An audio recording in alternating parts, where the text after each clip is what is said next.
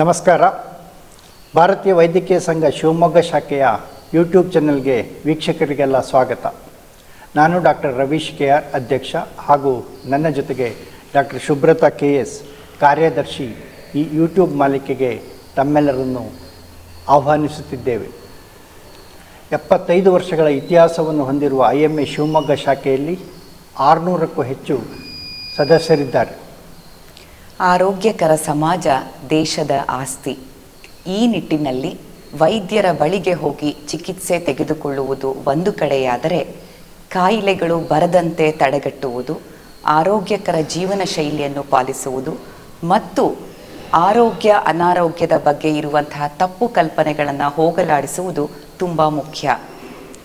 ಈ ನಿಟ್ಟಿನಲ್ಲಿ ನಮ್ಮ ತಜ್ಞ ವೈದ್ಯರಿಂದ ಮುಂಬರುವ ದಿನಗಳಲ್ಲಿ ಹಲವಾರು ವಿವಿಧ ವಿಷಯಗಳ ಬಗ್ಗೆ ಯೂಟ್ಯೂಬ್ನಲ್ಲಿ IMA ಶಿವಮೊಗ್ಗ ಹಲವಾರು ಕಾರ್ಯಕ್ರಮಗಳನ್ನು ಸಂಚಿಕೆಗಳನ್ನು ಹೊರತರಲಿದೆ.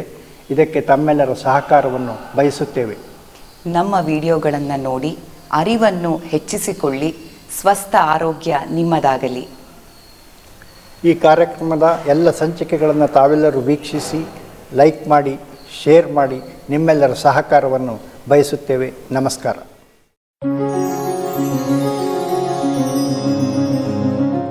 ವೀಕ್ಷಕರೇ, ನಿಮಗೆಲ್ರಿಗೂ ನಮಸ್ಕಾರ. ನನ್ನ ಹೆಸರು ಡಾಕ್ಟರ್ SB ಹೆಗ್ಡೆ ಅಂತ.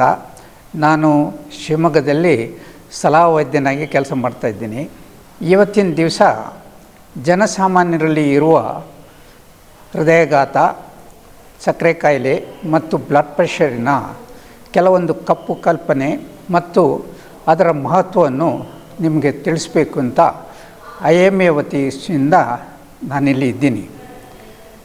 ಚೌಡಪ್ಪ ಅಂತ 45 ವಯಸ್ಸಿನ ಶಿಕ್ಷಕರು, ಅವರು ದಿನ ಒಂದು 10-15 ಸಿಗರೇಟ್ ಸೇರ್ತಾಯಿದ್ರು. ಒಂದು ದಿವಸ ಏನಾಯಿತು ಅಂದರೆ, ಪಾಠ ಹೇಳ್ತಾ ಇರಬೇಕಾದ್ರೆ ಅವರಿಗೆ ವಿಪರೀತ ಉರಿ ಅವರ ಎದೆ ಮೇಲೆ ಕಾಣಿಸ್ಕೊಳ್ತು. ಅವರೇನು ತಿಳ್ಕೊಂಡ್ರು ಅಂದರೆ, ನಾನು ಸಿಗರೇಟ್ ಸೇರ್ತೀನಲ್ಲ, ಇದು ಗ್ಯಾಸ್ಟ್ರಿಕ್ ಇರ್ಬೋದು ಅಂತ ಹೇಳಿಬಿಟ್ಟು ಔಷಧಿ ಅಂಗಡಿಗೆ ಹೋಗಿಬಿಟ್ಟು ಅದು ಗ್ಯಾಸ್ಟ್ರಿಕ್ಕಿನ ಔಷಧಿ ಮಾತ್ರೆ ತಿಂದು ಮಲಗಿದ್ರು. ಸಾಯಂಕಾಲ ಆಗೋವರೆಗೆ ಉರಿ ಜಾಸ್ತಿ ಆಗ್ತಾ ಬಂತು. ಆವಾಗ ನನ್ನ ಹತ್ರ ಟೆಸ್ಟಿಂಗಿಗೆ ಬಂದರು. ಟೆಸ್ಟ್ ಮಾಡಿ ನೋಡಬೇಕಾದ್ರೆ ಅವರಿಗೆ ಹೃದಯಾಘಾತ ಆಗಿತ್ತು. ಅದೂ ಅಲ್ಲದೆ ಅದರ ಕಾಂಪ್ಲಿಕೇಶನ್ಸು ಹಾರ್ಟ್ ಫೇಲ್ಯೂರ್ ಅಂತ ಆಗಿತ್ತು. ಇಲ್ಲಿ ನಾವು ಗಮನಿಸಬೇಕಾದ ಮುಖ್ಯವಾದ ವಿಷಯವೇನೆಂದರೆ, ಹೃದಯದ ಮೇಲೆ ಉರಿ ಬರುವುದು ಒಂದು ಹೃದಯಾಘಾತದ ಮಹತ್ವದ ಭಾಳ ಮುಖ್ಯವಾದ ಚಿಹ್ನೆ.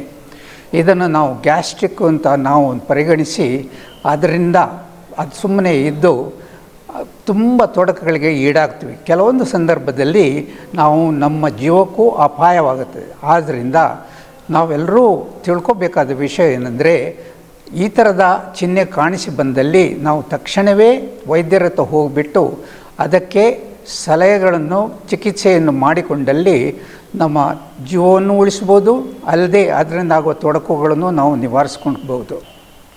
ಕಮಲಮ್ಮ ಅಂತ 63 ವಯಸ್ಸಿನ ಅಂಗನವಾಡಿ ವರ್ಕರ್. ಅವರಿಗೆ ಕಳೆದ 23 ವಯಸ್ಸಿನಿಂದ ಸಕ್ಕರೆ ಕಾಯಿಲೆ ಇದೆ. ಇನ್ಸುಲಿನ್ ತಗೊಳ್ತಾ ಇದ್ದರು. 2 ದಿವಸದ ಹಿಂದೆ ಅವರು ನನ್ನ ಹತ್ರ ಟೆಸ್ಟಿಂಗಿಗೆ ಬಂದರು. ಟೆಸ್ಟಿಂಗ್ ಬಂದ ಕಾರಣ ಏನು ಅಂದರೆ, ಅವರಿಗೆ ಒಂದು ದಿವಸದಿಂದ ವಿಪರೀತ ಸುಸ್ತಾಗ್ತಾಯಿತ್ತು, ಮೈ ತುಂಬ ಬೆವರ್ತಾ ಇತ್ತು ಮತ್ತು ಅದೂ ಅಲ್ಲದೆ ಗಾಬರಿ ಆಗ್ತಾಯಿತ್ತು. ಅವ್ರನ್ನ ಟೆಸ್ಟ್ ಮಾಡಿ ನೋಡಿದಾಗ ಅವರಿಗೆ ರಕ್ತದಲ್ಲಿ ಸಕ್ಕರೆ ಪ್ರಮಾಣ 30 mg/% ಇಳಿದಿತ್ತು. ನಾವು ಸಾಮಾನ್ಯವಾಗಿ ಸಕ್ಕರೆ ಕಾಯಿಲೆ ಇರುವವರಿಗೆ 100 mg/%ಗಿಂತ ಕಮ್ಮಿ ಹೋಗಬಾರ್ದು. 60 mg/%ಗಿಂತ ಕಮ್ಮಿ ಹೋದಲ್ಲಿ ನಾವು ಅದನ್ನು ಹೈಪೋಗ್ಲೈಸಿಮಿಯಾ ಅಥವಾ ಹೈಪೋ ಅಂತೀವಿ. ಸೊ ಎಲ್ಲರೂ ಸಕ್ಕರೆ ಕಾಯಿಲೆ ಇರುವವರು ಸಕ್ಕರೆ ಹೈಪೋಗ್ಲೈಸಿಮಿಯಾ ಚಿಹ್ನೆಯನ್ನು ತಿಳ್ಕೊಂಡಿರಬೇಕು. ಅದೂ ಅಲ್ಲದೆ ಇನ್ನೊಂದು ಭಾಳಷ್ಟು ಸುಸ್ತು ಮತ್ತು ಮೈ ಬೆವರುವುದು, ಅದು ಹೃದಯಾಘಾತದ ಚಿಹ್ನೆ ಅಂತ ಸಕ್ಕರೆ ಕಾಯಿಲೆ ಇರುವವರು ಮುಖ್ಯವಾಗಿ ಅದನ್ನು ತಿಳ್ಕೋಬೇಕಾದ ವಿಷಯ. ಸೊ ಒಟ್ಟಲ್ಲಿ ಹೇಳೋದಾದರೆ, ಸಕ್ಕರೆ ಕಾಯಿಲೆ ಇರೋರಲ್ಲಿ ಸುಸ್ತು ಆದಲ್ಲಿ ಜೀವಕ್ಕೆ ಅಪಾಯವಾಗ 2 ಕಾಯಿಲೆಗಳನ್ನು ನಾವು ಯಾವತ್ತೂ ನಾವು ಮನಸ್ಸಲ್ಲಿ ಇಟ್ಕೋಬೇಕು. ಒಂದು ಹೈಪೋಗ್ಲೈಸಿಮಿಯಾ, ಮತ್ತೊಂದು ಹೃದಯಾಘಾತ. ಸಂಕ್ರೇಗೌಡ ಅಂತ 55 ವಯಸ್ಸಿನ ಬಡಕೆ ಮಂಡಿ ಮರ್ಚೆಂಟು. ಅವರು 20 ಸಿಗರೇಟ್ ದಿನ ಸೇದ್ತಾಯಿದ್ರು ಮತ್ತು ಸಾಯಂಕಾಲ ರಾತ್ರಿ 180 ml ವಿಸ್ಕಿ ಹೊಡಿತಾಯಿದ್ರು. ಅವ್ರ ಹೆಂಡತಿ ಒತ್ತಾಯಕ್ಕೆ ನನ್ನ ಹತ್ರ ಟೆಸ್ಟಿಂಗಿಗೆ ಬಂದರು. ಟೆಸ್ಟಿಂಗಿಗೆ ಟೆಸ್ಟ್ ಮಾಡಬೇಕಾದ್ರೆ ಗುಣಗುಣ ಅಂತ ಎಲ್ಲ ಹೇಳ್ತಾಯಿದ್ರು. ಏನ್ರಿ ನನ್ನ ಹೆಂಡತಿ ಕಾಟ ತಡೀಲಾರದೆ ಬಂದುಬಿಟ್ಟೆ, ನನಗೇನು ಕಾಯಿಲೆ ಇಲ್ಲ ಕಣ್ರಿ, ನಾನು ಗುಂಡಾಗಿದ್ದೀನಿ ಅಂದರು. ಟೆಸ್ಟ್ ಮಾಡಿ ನೋಡಬೇಕಾದ್ರೆ ಅವ್ರ ಬ್ಲಡ್ ಪ್ರೆಷರ್ 180-120 ಮಿಲಿಗ್ರಾಮ್ ಇತ್ತು. ಅವ್ರ ಸಕ್ಕರೆ ದೇಹದಲ್ಲಿ 380 mg/% ಇತ್ತು. ಆಮೇಲೆ ಅವರಲ್ಲಿ ಕೊಲೆಸ್ಟ್ರಾಲು ಭಾಳ ಜಾಸ್ತಿ ಆಗಿತ್ತು. ಇಲ್ಲಿ ಮುಖ್ಯವಾದ ತಿಳಿಸ್ಕೊಡ್ಬೇಕಾದ ವಿಷಯ ಏನು ಅಂದರೆ, ಸಕ್ಕರೆ ಕಾಯಿಲೆ ಮತ್ತು ಬ್ಲಡ್ ಪ್ರೆಷರ್ ಈ ಎರಡು ಕಾಯಿಲೆಗಳಿಗೆ ಯಾವ ಥರದ ಚಿಹ್ನೆಗಳು ಇರುವುದಿಲ್ಲ. ಆದ್ದರಿಂದ ಎಲ್ಲ ಯಾರಿಗೆ 30 ವಯಸ್ಸಿಂದ ಜಾಸ್ತಿ ಆಗಿದೆ ಅವರ ದೇಹದಲ್ಲಿ ಸಕ್ಕರೆ ಪ್ರಮಾಣ ಎಷ್ಟಿದೆ ಮತ್ತು ಅವ್ರ ಬ್ಲಡ್ ಪ್ರೆಷರ್ ಎಷ್ಟು ಇದೆ ಅಂತ ಹೇಳಿಬಿಟ್ಟು ತಿಳ್ಕೊಳ್ಳೋದು ಬಹಳ ಮುಖ್ಯ. ಒಂದು ಪಕ್ಷ ಅದರಲ್ಲಿ ಸಕ್ಕರೆ ಇದ್ದರೆ ಅಥವಾ ಬ್ಲಡ್ ಪ್ರೆಷರ್ 140-90 ಮಿಲಿಮೀಟರ್ಗಿಂತ ಜಾಸ್ತಿ ಇದ್ದರೆ ತಕ್ಷಣವೇ ನಾವು ಡಾಕ್ಟ್ರ್ ಹತ್ರ ಹೋಗಿಬಿಟ್ಟು ಅದಕ್ಕೆ ಸರಿಯಾದ ಚಿಕಿತ್ಸೆಯನ್ನು ಪಡೆದುಕೊಂಡ್ರೆ ನಾವು ಎಷ್ಟೋ ಅದರಿಂದ ಆಗುವ ತೊಡಕುಗಳನ್ನು ನಾವು ನಿವಾರಿಸಬಹುದು.